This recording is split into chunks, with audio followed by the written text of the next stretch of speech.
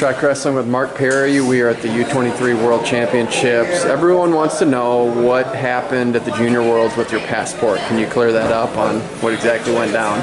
The maid stole it, and it was a long story. The maid stole it, and I ended up having to spend several extra days there. And then once the police got involved, it miraculously returned. But it took 3 days because the police, I guess, go on vacation for 3 days in Estonia. So the maid stole it? Someone did. Okay. And then it turned back up. Didn't it show up in like a forest or something? Yeah, like 40 miles away. Okay, but you got back. You got to give credit to Scott Beck, don't you? Oh yeah, he was a trooper. Took care of me. So. For the U23 World Championships, and Kayla Miracle has pulled out 3 falls in a row.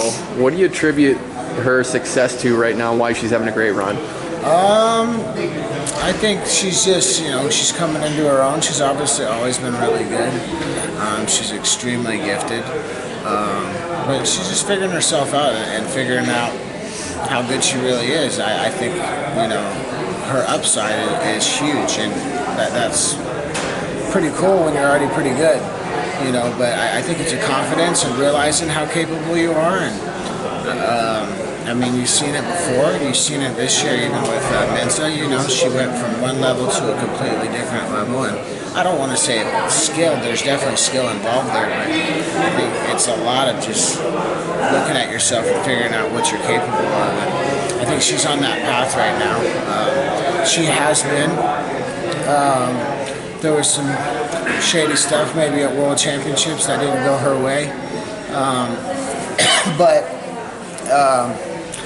She's got a good head on her shoulders. She got right back to work. She kind of got in a tough situation here again where the officiating was some of the calls were a little bizarre, and then the girl was pinned at least 3 times. Luckily, they finally called it on the last one, but she's just staying composed, and that's what probably is most impressive from last year to this year is when she has win, lose, or draw. When she has faced adversity, she's pretty composed. She's pretty calm out there. Where's Thomas Gilman's upside? Where is he mentally right now? I think he's in the best place he's been. Mentally, he's excited and. He's gotten a lot better, I feel like he's gotten a lot better.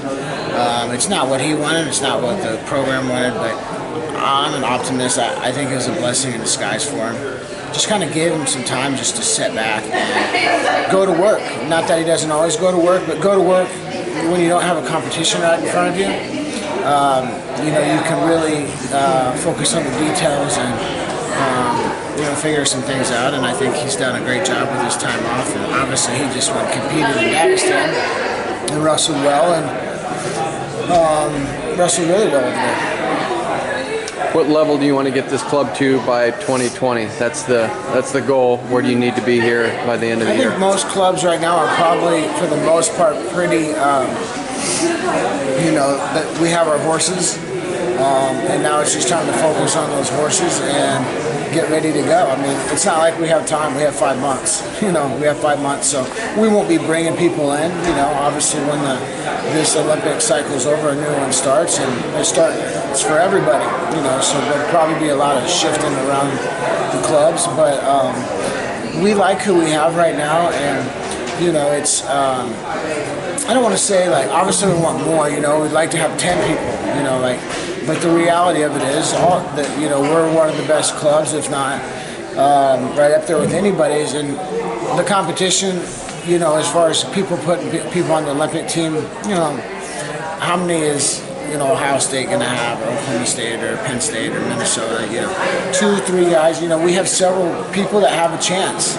We have 4 or 5 guys in our club that can make a run. And obviously another one that can make a run for his country, Nadir in Uzbekistan. So we're committed to who we have right now, and they're where they want to be. Olympic here, I've said this before a couple times at fundraisers, is you can be a great wrestler, but you can become an iconic figure in 1 year. And then there's been guys that might not have been the best international wrestlers, but they were on that one time, and that changes their lives. Where there might have been guys that beat them 10 times out of 10, but they were on in that time. And you know, when I think of people like Tom Brands and Kelsey Anderson and Dan Gable and John Smith, obviously phenomenal, but what makes them so important in our country is when the lights were the brightest, they shined. And to me, every wrestler in the country, every wrestler in the world has that opportunity right in front of them. We have, I want to say, 10 athletes back home that are trying to take advantage of that. And you got to make it happen for yourself. It's pretty simple. Do you think the Iowa wrestlers understand the importance of the club wrestlers and how they're developing them in their career? I think around the world, you know, it's a little different system, but not really. If you look at you know, I've been fortunate to travel around the world. You look at, you know, when we go to Japan, it's very similar. You know, you got your young athletes working with your top level athletes, and it's a pyramid system. You know, the difference is maybe they have 90% of them in one location. You know, we're scattered all throughout the country, but we're also in the business of getting you know, focusing on education and people's future, where to them it maybe is literally more than just a job. That's their focus, but very similar. You know, I think without it, those countries wouldn't be very good at wrestling, and we wouldn't be very good. So I think it's crucial. Anytime you can have a mentor that is a friend or a training partner or somebody that can really, you know, whip your butt, and your goal is to eventually whip his butt, you know, that's a good problem to have. You know, when you're the king of the jungle in your room and no one can touch you, maybe you become a little stagnant. You know, maybe I don't want to. I mean, maybe I'm wrong there, but I think it's great for these young kids all around the country and college to have people that, you know, can always show them that, hey, there's levels to this. Do you like the international rules and the international product right now? I love the rules. I love the product. I don't like the. You know, some of the reffing, some of the stuff behind the scenes it's just bizarre. I think they need to watch themselves, you know. But I love, you know, freestyle wrestling is fun. It's entertaining. The sport itself, I love. I would just like to see things called, you know, like, why have video review if you can't get it right? You know, I mean, it's obviously as biased as can be. You know, why draw brackets if you're not going to really draw them right?